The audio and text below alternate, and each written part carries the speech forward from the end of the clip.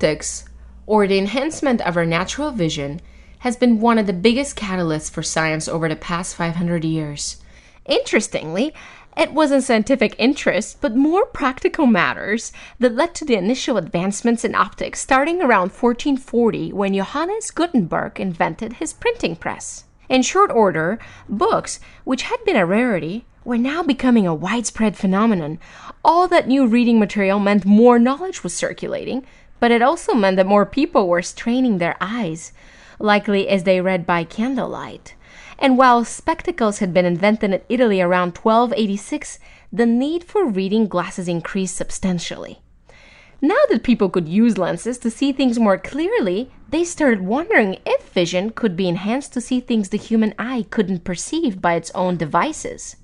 Robert Hooke pursued microscopy, and in 1665 he published his findings of worlds inside worlds, which he called cells, in the book Micrographia. At the other end of the spectrum, Galileo innovated with telescopic lenses, and in 1609 he had refined a telescope until he had an instrument powerful enough to see distant objects in the sky with an accuracy no one had before him. He found that the moon had craters and mountains, that Jupiter had moons of its own, and the whole system governing the Earth and space was brought into question. Not everyone was thrilled about the things Galileo saw, though.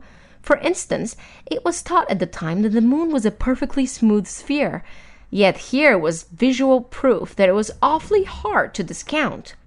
Upon finding moons around Jupiter, he also verified what Johannes Kepler had surmised, that the Earth was not the center of the universe, dispelling another central dogma of Galileo's day.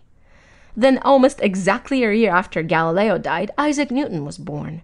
A lot that had been unknown was visible by now, but much of it was simply the foundation for further questions. What was light anyway? And color, for that matter?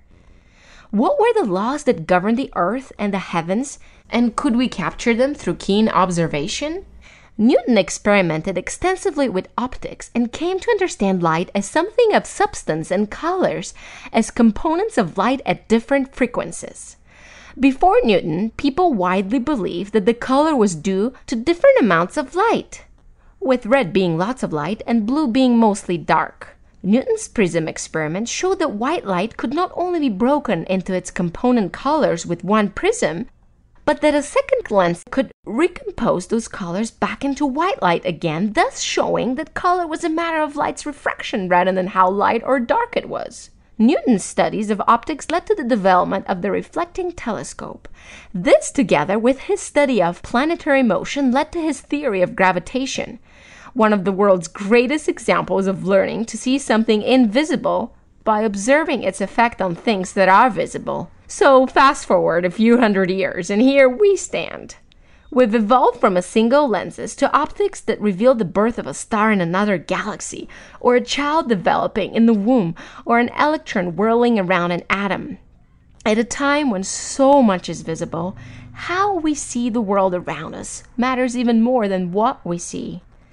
Will we see a world where everything important has already been discovered? Or will we see one in which yesterday's discoveries are but a doorway to the breakthroughs of tomorrow?